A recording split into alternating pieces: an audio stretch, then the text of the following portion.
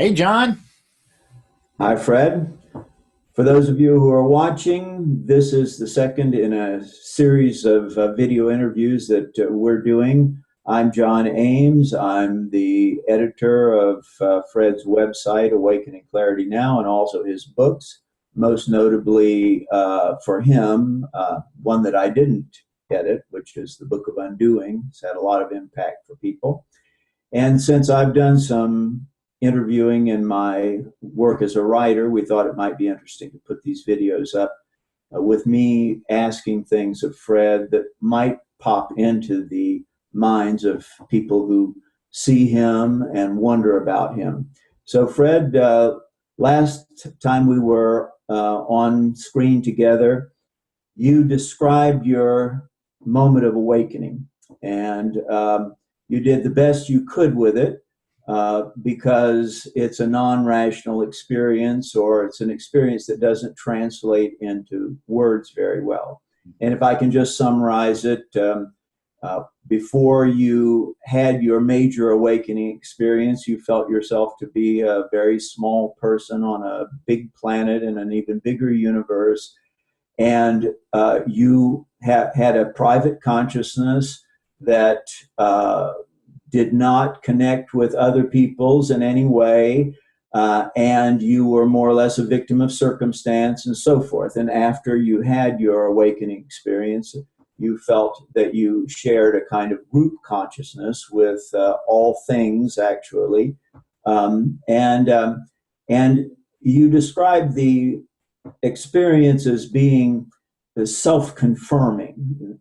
In other words, there was no doubt in your mind when you had it that you were having some sort of true experience. And I wonder if you would explain why that experience that you had is any different from an experience of someone who might imagine, for example, that they were Napoleon Bonaparte, Yeah, right. or they would be overcome by a particular emotion like paranoia, and everything in their world would be seen in the light of that. Why is this experience that you had different from that?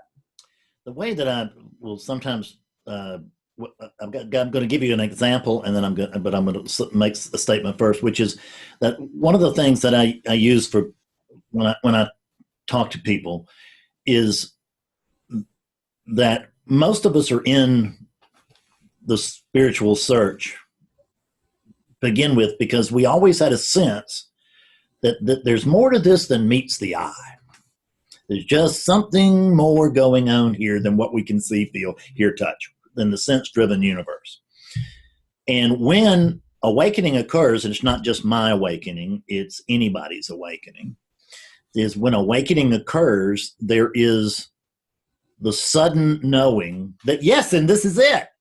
I mean, you realize what you see, what's been missing, because you're just seeing beyond. I don't mean it's sort of a visual component to it, but let's just not go there. Let's just say that there's a different view available to us, and it confirms the fact that, yes, there always was something else, something more going on, and this is it.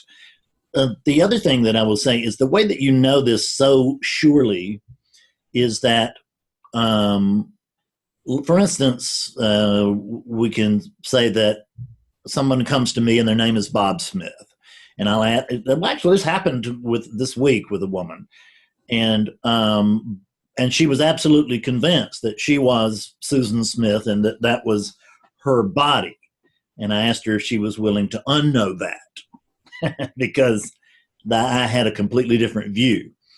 And she was willing to unknow it. And so before the end of the session, she came to see that she was neither Susan Smith nor that body. So knowing that you're John Ames feels pretty sure until it doesn't. But when we look at how we know that we're alive, see, how do I know that I'm alive? If you ask me how I know that I'm alive, I think the first thing I have to tell you is that I don't really know how I know I'm alive. I just know. And it's if I look more, there's this knowing that I am. Before we even go to what I am or where I am or who I am or what's going on, there's simply a knowledge here that I am. I know that I am here. I am whatever here is. I'm not saying what it is or where it is, but there's a sense of presence. This is our everyday consciousness. This is not anything mystical. It's our everyday consciousness. There's just simply, I know I'm here because I'm talking to John right now. I don't need to call my wife and say, hey, Betsy, I'm over here. I'm talking to John. Can you confirm that I'm alive? I know I'm alive. If you were to take this body right now and put it into a sensory deprivation tank, then I would not be able to see, feel, hear anything. It's just all senses are blocked out, but I would still know that I am alive. There is in fact, there is a feeling, there is a tingling. I like to call it a humming, which I was delighted to find out that Nisargadatta did too. And I remember just being delighted when I read that, because it was the best, the closest I could ever come to it, and it was the closest he could ever come to it, and I bow to him. So there is a physical, what it feels like, a physical sensation, and I call this knowing, which is accompanied by this sensation, or the sensation that's accompanied by the knowing. They're not two different things.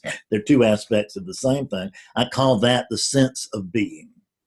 And everything that I do starts right there. And that is the foundation of all authentic spirituality, although they may not start there. But ultimately, it is the foundation. I am. And how does that tie in with the experience that you had, that you described? Because the thing is when I say right now that I am, but that could be a Fred Davis saying that. In other words, we could have somebody just like this other woman. She said, I am Susan Smith. She said it. But when she said that, it wasn't true. And I challenged her. But when I say it, it is true, because I'm not saying I'm Fred Davis. I'm saying that I am consciousness itself, and I am. And the experience of awakening is discovering who that I am is. It's discovering, oh, I am, but it's discovering that you are consciousness itself and not the story of the little unit here. And so that seeing is so clear and so profound that it's unmistakable, unchallengeable. Now, we may challenge it later ourselves. Well, you did say that you, after, I guess it was after your first awakening in 1996, you denied the experience in some way. Yeah. And could you describe a little bit about how that denial process worked? In other words, you had something, it seemed genuine to you, and then a creeping doubt came in, or what? I can't know. I can't. That one is very difficult to go through, because there was such a long lapse of time. There was 14 years. Because I woke up first time in 92, second time in 2006, and it was a long lapse of time, and I was drunk a lot of that time. Whereas I also went into denial of this happening from the awakening in 2006. Oh, well, let's talk about that one. It's the most recent. Yeah. So what happened with that was that I came out, and I did this, approached this egotistically, but it was innocently, because I just didn't know any better. When I woke up to this profound truth, the first thing that hit my mind was, well, nobody has ever been here before. Because you cannot believe that this is so far away from ordinary views that you just can't believe anybody else has ever seen this, and that anybody else has ever gone this far. I had always, been like this to the Buddha, and at this place, I was literally questioning, I don't think Buddha ever got here. Well, just out of curiosity, because this is an area that I've always been vulnerable in. Mm-hmm. Is this, did you have some idea that, solipsistic idea that you were the only thing in existence, that beyond your experience, you'd taken it to a total cosmic identification in some way, and Yeah. that you were it then, is that right? That's correct. There's one, what is seen very, very clearly is that there's one thing going on, and the one viewing it is the one thing going on. Because if there's one thing going on, it can't not be the thing. The viewer cannot not be what's viewed. Because there is, what we discover is that we can't actually define, and I have methods of showing you this, but we can't actually find the viewer or the viewed. That you can only find viewing. You can find the verb of viewing, but you cannot find the noun of viewer or viewed. So when awakening occurred and I saw this, you can't believe that anybody's ever seen it. This is the disadvantage of being outside of a spiritual system. Had I had that same awakening, and if I had been in Zen and had an authentic teacher, an awakened teacher, that's what I mean by authentic, is if I had an awakened teacher, they would have been helped me to put that into some kind of context. But even though I had been studying for years, but I didn't know I'd been studying this, right? And so to get back to the denial thing, I was so convinced of that. And the other thing is that I had been taught that, I believe I had been taught, I know I certainly had the impression that enlightenment was the end of the road. And so I thought, okay, I did it. Later on, I did give the fact that maybe Buddha and Eckhart Tolle had hit this place. But probably I was number 3. But it was, I just assumed I was to be a teacher now. That's what I assumed, because I thought it was the end of the road. You wake up, then you start teaching. Then people flock to you. That's what was my idea. Okay, well, I guess, but fortunately I didn't wait for them to flock to me. I mean, I did wait 5 years, and I didn't get a flocking. I had a few people come. Well, if I can ask, what did you think the other people were? If there was only one thing going on, who were you going to teach? Well, this is what happens, is that in very rapidly after there's an initial awakening, typically at least, ego, I've not seen a case where it didn't happen, and I've helped hundreds of people wake up. The ego begins to rebuild.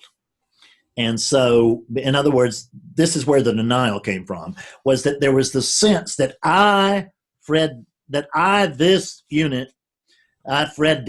I had become enlightened. Now I was enlightened. And this was a wonderful thing that I was enlightened, and I knew that it was what you needed too. And so I was just absolutely eager to share that. And I considered myself to be quite special. See, the Buddha, Eckhart, me, right? Oh, this, and a part of that, it was innocence, but it was innocent egotism, which was coming back and building, because now I'm feeling very special because I woke up. But if you had asked me, I didn't have a teacher to do it, but if the teacher had been there, he might have said, well, Fred, that's wonderful that you are enlightened. Tell me, what was the highlight of your awakening? Well, the highlight of my awakening is seeing that there's just one thing going on, that there's no Fred. Well, then who is that is so damn proud of themselves? Do you see? That's the key, is that ego comes back and it commandeers the awakening, puts it into its own little bag of tricks to where, okay, I'm awake now. This is great. If we're not working with, even if we're working with a teacher, we can get it. But if we're not working with one, you can bet on it.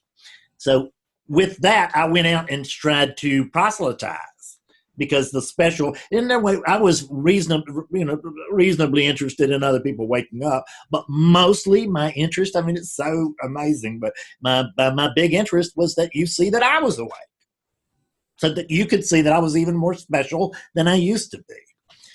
it's insane. And what I did, of course, was drive friends off, and it's fine. I would have had to drive them off at some point anyway, because they were not in alignment with what I was doing. But at the point that I recognized that I had driven all these people off and everything, and what I was doing, there was a sense that I must not, look at what I've done. I mean, I've run everybody off. I'm here by myself now, and it's, maybe I didn't wake up. Because what would happen is that then I would latch on to, like, I remember Byron Katie's book, which is a wonderful book. I listen to it on audio tape usually once a year or so, 1,000 Names for Joy. And in it, she gives the best description of living enlightenment that I've ever seen, but I completely misunderstood it the first time I read it. And I thought that she was going through life in this fantastic electric orgasmic state, and that's the way I felt. And I realized when I read that, I went, golly, if that's enlightenment, then I haven't had it. Right? Somewhere there's an Amazon review that probably on that book that refers to it like that, because I haven't gone back and fixed those. It's so. It was really false humility, but it was it came in it was confusion, but it came out as humility, as I told a couple of my friends that I had been doing. I don't think I had this awakening after all. I think I just read so much about it and everything that I just, that I went overboard all the whole time knowing this is bull. Noticing that I still could not do anything else. I wanted to give up spirituality, I mean, that would have been fine with me, just to get back onto a regular life, which I'd never had anyway. But the hope in the hope of acquiring one. So, but it didn't let go. What was happening was I was in hard oscillation. Go ahead and describe a little bit about what you mean by oscillation. I do. So oscillation is the sense that we are in clarity. We wake up, we come to clarity, and then there can be the sense that, oh, now I've lost it. I had this great thing. I woke up, I had this wonderful thing, and who is it that had it? Memory will always tell us that it was Fred that woke up. Wasn't Fred. Fred can't wake up. He doesn't have the capacity. But that's what memory will tell us, is that I woke up, and then I don't know, I held my mouth wrong, or I said something bad, and I lost it. So I had it, I lost it, and now, damn it, it's up to me to get it back, just like I got it the first time. So we're just in, and I was in hard oscillation, which I mean is that profound oscillation, meaning that I had literally I had lost it so much that I doubted that I had it. So and I ended up receiving. Let me ask you for a minute if you could characterize the two states that you oscillated between. On the one hand, you were this. On the other hand, you were this. Yeah. So in the one hand, so there really is just one thing going on. So so obviously oneness cannot actually oscillate. Where would it oscillate to? Right? So oneness cannot oscillate, but there's a sense of oscillation, which means that there's heavy re-identification with the body. Now I think I'm the body again.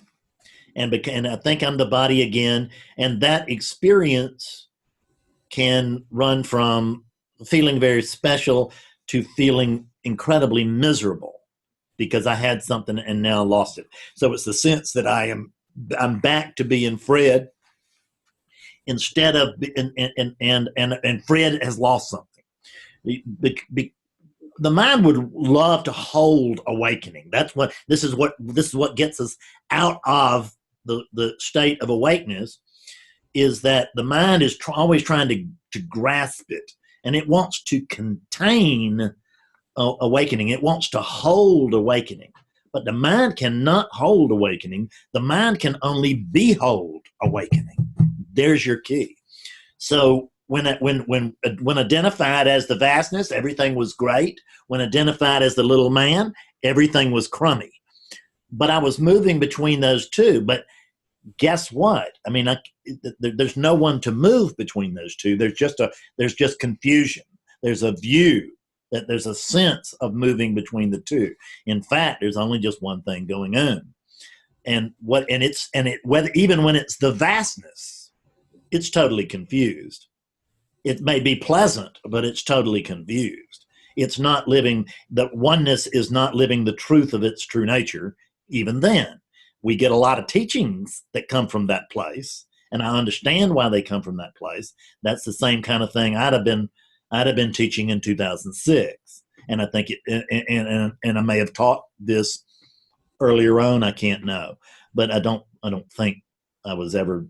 I don't think ever, because it was 5 years between I woke up and the time I woke up and the time I was teaching, and that was 5 years to get clear on what this is and how it works. So when you say to get clear, you mean to minimize the oscillation that you were describing? Is that right? To get clear, the oscillation, the sense of oscillation minimizes the. I think of it like this. Think of it as like a pipe. And when we first wake up, but prior to awakening, that pipe is chock full. And think of it as jello or something that's in there, and that's Fredness. And there can be no flow of light, because it's just stopped by this ego is already. I mean, I'm already taken. All the space is already taken by Fredness. Awakening occurs and is usually a big whoosh, and now awakeness itself is functioning, because that's what wakes up, is awakeness itself, never the unit. So this awakeness itself is now functioning reasonably fully, but depending on or just maybe this much, depending on whether it was a glimpse or a big awakening. But we always see the same truth, no matter how long we see it, no matter if we're seeing that truth, we're seeing it. It's just a matter of time, how time spent there. And it may be a matter of the depth of that seeing as well. But what happens over time, and by this I mean seconds most of the time. May not be. I see people that remain, but most of the time it's within seconds, the ego will start to rebuild. And so now think of this pipe as that Fredness is filling up the sides of the pipe again, so that it is getting so now there's less and less light coming through. So when Fred, if I could stop you for a second here, a question occurs to me. You speak of oneness, and then you speak of the ego rebuilding itself as if the ego had a separate energy and a separate way of doing things, and it could do things on its own. Could you talk about that? This is the most confusing thing in non-duality is that teachers like myself flow sometimes we're talking from the universal view, from as consciousness, or we're talking about, we're always talking from there, but we're talking about, sometimes we're talking about the universal view. Sometimes we're talking about the view as coming from a person. There's no ego. Not in truth, but we experience ego. So the difference between there's a huge difference between seeing from the non-dual view, what we normally call the absolute view, and seeing from the relative view. And when I speak, I move from one to the other like this in terms of what I'm describing. So here that can tell you there's no ego, but there's an experience of ego. This is the big key, is the fact that I know there's nothing going on here. I've seen all that. There's nothing happened. Nothing happening. There's nothing ever happened. But that's And I see, and I know that's the absolute truth, but it's not my experience. I am still this unit, because what we think is, am I Fred or am I the vastness? Which is it? And the fact is, I am oneness. I am both. So this recognizing that the question is not, am I the little man or the vastness? Because I'm not either one, I'm both. So when we see that, then it also keeps us from falling into depression and stuff, because, oh, they're taking all the juice out of my life. No, it's really juicy when you recognize that you are oneness, but now you're consciously working through this unit. You're conscious of who and what you are as you continue to function through this unit. And in early awakening, there may be none or very little change.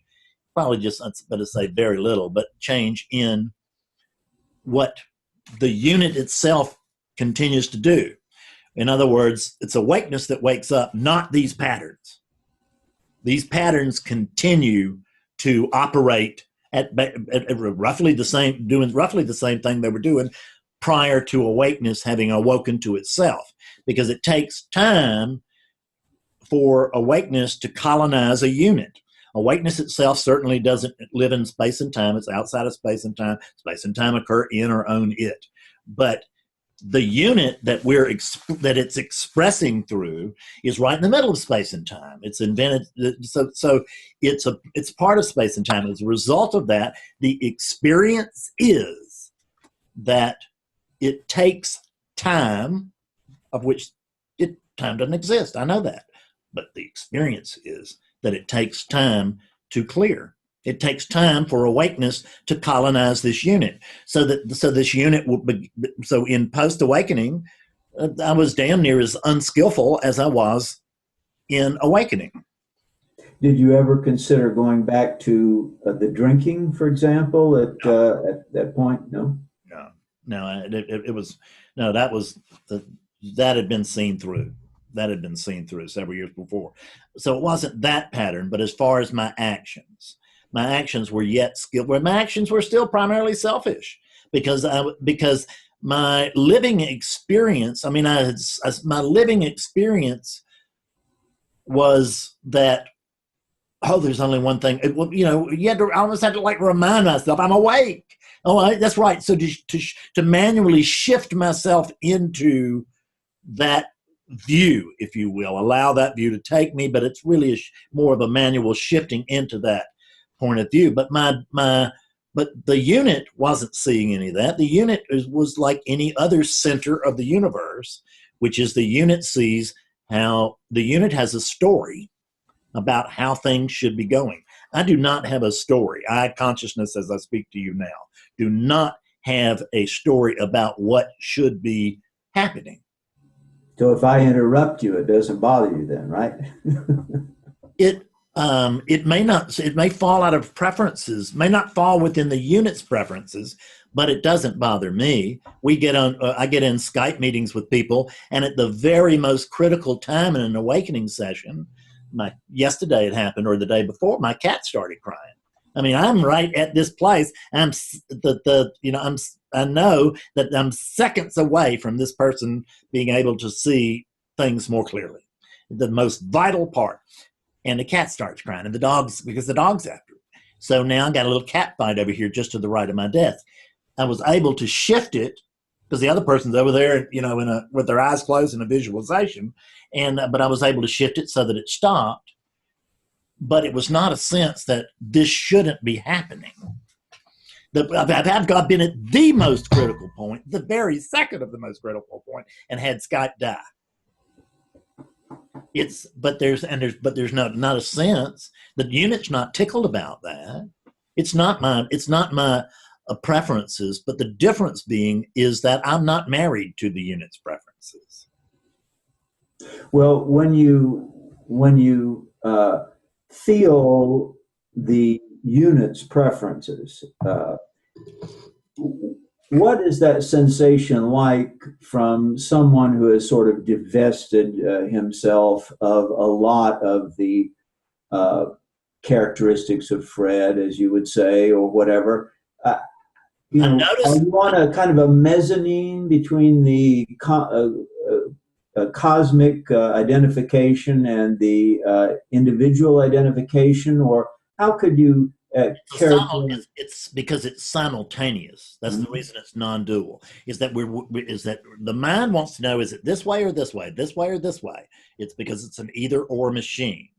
But the fact is the non-dual view is holding both the absolute and the relative views simultaneously.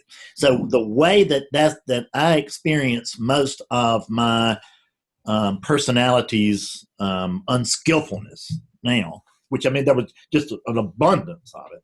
The way that that's typically experienced now is by its absence. In other words, there will be the noticing that I never acted like that before. I would have blown my stack right there. I just, and I notice it, just notice it doesn't happen. And it's less surprising to me now as we go on, but I still notice it. In other words, the pull is still there. That pattern, there's still some pull to that pattern, but it has no power. What happens is, this is a progressive thing. What we usually, in early awakening, up to several years, usually, well, that was my experience, and it's been my experience with others, is that what happens is we don't immediately shift into this. The idea that we immediately shift into a living bliss at every moment is just a crock. I mean, I'm not saying it never happened to anybody. I'm just saying that I know hundreds of people who were awakened and it never happened to any of them, and a lot of those are teachers. So what happens is we move from the relative view. We're seeing things on a horizontal plane. This is the plane of time and space. Everything is playing out that way. We gradually move to living vertically, which means that as we begin to awaken, I see a bill from the IRS, and I may hold especially as a drunk, I would have held that resentment for years. As an awake being, I see it, and I'm just angry for maybe a day or 2 weeks, whatever it is. I don't know. Maybe I'm not. Maybe not that much, but I'm resentful because I see it shouldn't be. Even though there's been awakening, I'm not clear. I'm awake essentially, meaning the light switch has been thrown, but I'm still in the process of clearing. We clear prior to awakening and we clear after awakening. Everybody does it. Well, I'm sorry, Fred. This causes me to think of something that I think might be interesting along these lines. You've characterized yourself as, prior to awakening, as a terribly egocentric, manipulative sort of character, scoundrel in many ways, and you measure your reaction to enlightenment in a large measure, as I'm hearing, by how you have overcome or how these things have melted away.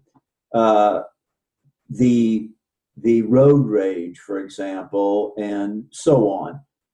What would you say about a person who was naturally forgiving, seemingly naturally forgiving, and who was naturally disinclined to the kinds of excesses that you had and so forth? Would never say, "Oh, I'm awake," or "I had a spiritual experience," but they're simply act that way and are reasonably happy in their lives and so forth? Are they awake, or are they not awake? No, they're just a finer human being.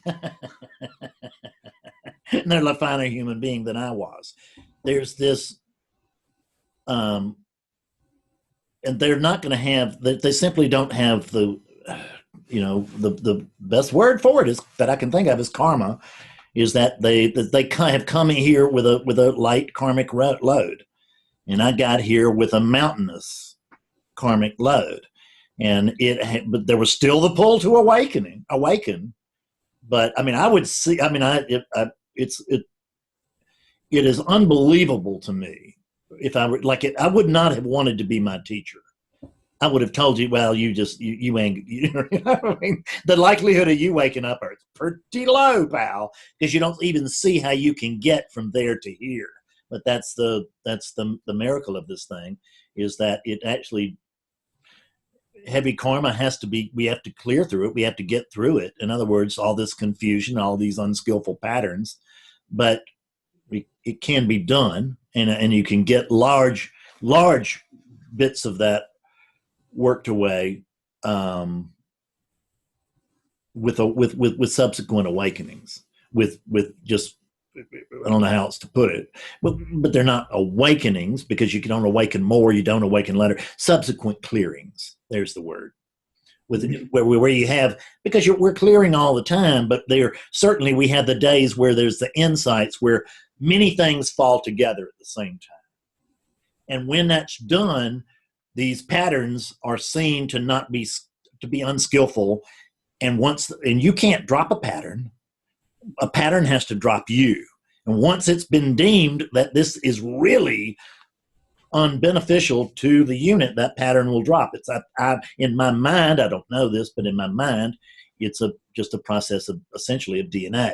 Is that when DNA is a network of patterns, and the patterns are structured a certain way. It doesn't want to drop any pattern that it is, because DNA's existence is simply is built around. I mean, its job is to see that this unit survives. And it knows that it has survived. These patterns are successful. At least 51% of them are successful, because the unit is alive. You don't want to drop any pattern unless it's seen to not be beneficial. And that's what happens as we begin to awaken. We begin to see things like I did. I could see the patterns. I didn't know I was living that unskillfully. I had no idea how the world worked. And I was living from the center of the universe, where everything should be going Fred's way, and people should be doing what Fred wants them to do. Was doing exactly the same thing that 7 billion other people are doing right now. I was just doing it to an extreme. But that's what every center sees. And from that center's point of view, it's true. Everybody should be doing what I want, because I am the center of the universe. That is what's registered, whether we say it or not, until we wake up, and usually until we actually clear up. So I don't remember what the question was now. Well, the question had to do with people who have I get it. They seem to have the characteristics that you've developed, and that you kind of measure as an effect of your awakening experience. But at the same time, what are they lacking? Are they lacking anything? Not if they want to be human beings. I mean, they're having a nice human experience. We need more people like that. We need more people who are kind and compassionate and all of that. But that doesn't have anything to do with them being awake. Being awake, and it has something to do with them being clear, but it has nothing to do with them being awake, because these units do what they do until they don't. The only thing they're lacking is they just don't know who they are. Is they're operating from a center. Until you operate, I mean, when we wake up to who we are, I don't know what I am, but I quote know who I am. I just don't know what that is. We're still back at square one. But when you think when you're identified with this body, you cannot function from any. I don't care how nice you are, how much good you're doing on the planet, and all of that. You're still insane. Well, the purpose of awakening and some of the mechanisms that are used in non-dualism, like self-inquiry, for example, are supposed to bring you to the realization that you've been talking about, that there is no Fred, there is no personal individual. And yet people who are identified with their personalities, what they've come to know as they grow up and so forth, they quite naturally ask, well, you say if I inquire, I won't find that person. And yet, that person, that personal identification, may be just as ineffable as consciousness itself or awakeness itself. Why is it that I'm to disregard what seems to be my personality? You may call it a long list of characteristics or something like that. Still, in all, it is my experience. Yes, I And understand that. I understand. Mine too.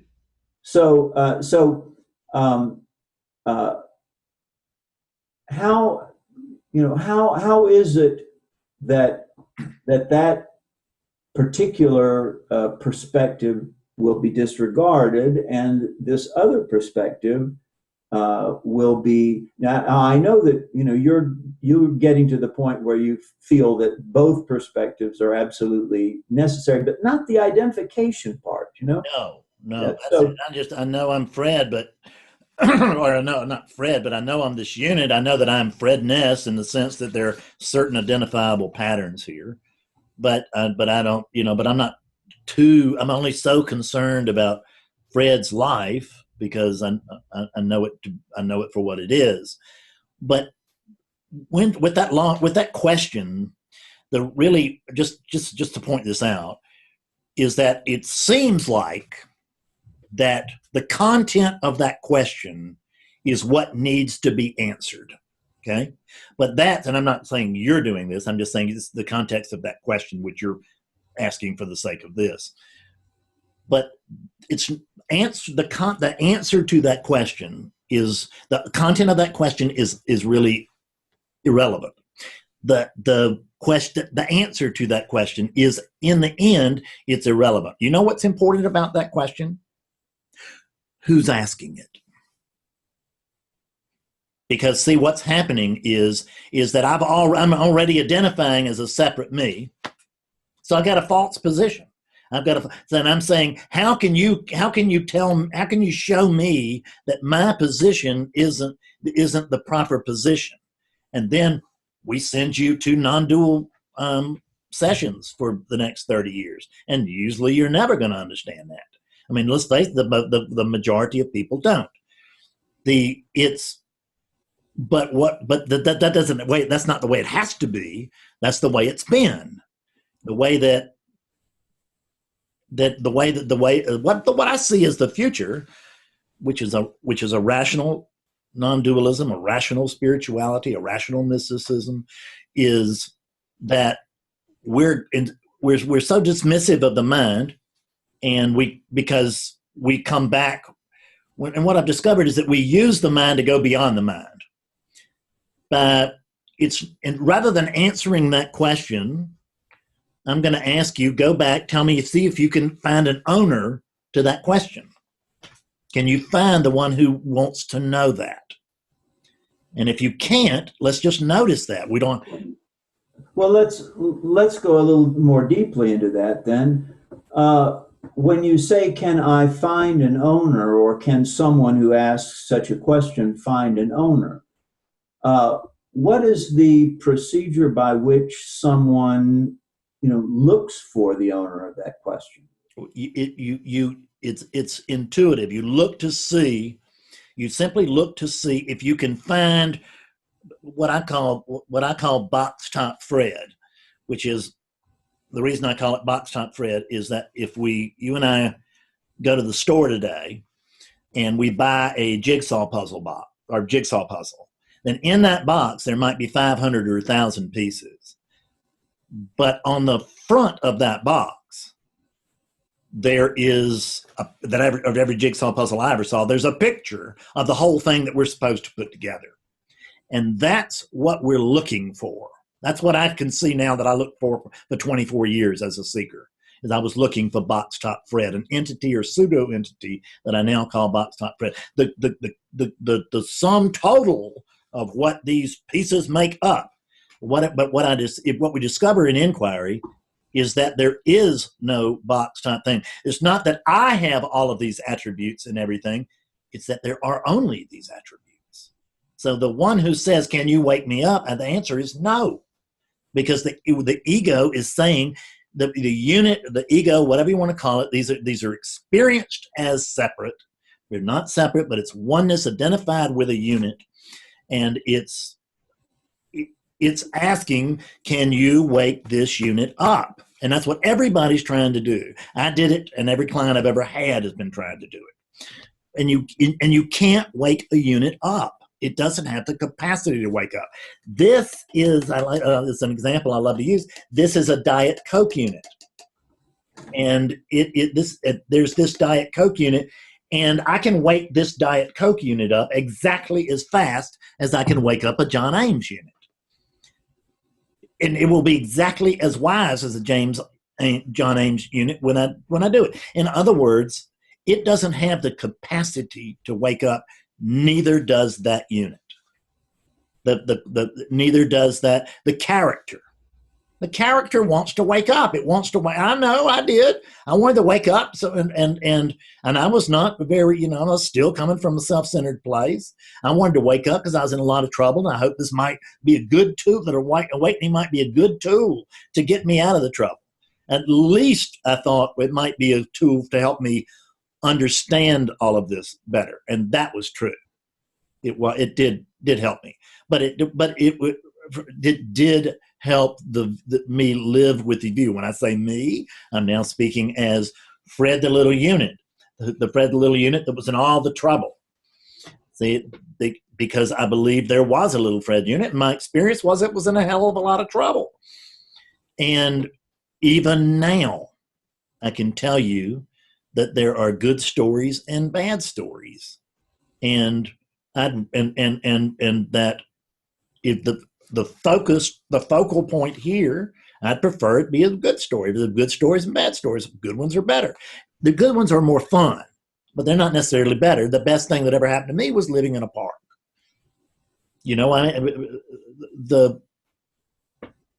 We can't tell the difference between a gift and a curse, because they're usually the same thing, seen at from two different views, from two different times. Well, Fred, I see that our hour is nearly up, so that might be a fast hour. Good opportunity to call this to a halt. Maybe we'll do another one. We will, if you will. I will, if you will. And so we'll, I think you're the one that has to reach up and turn the thing off. Okay, I'll do that right now. Thank you, everybody. Thank you, John.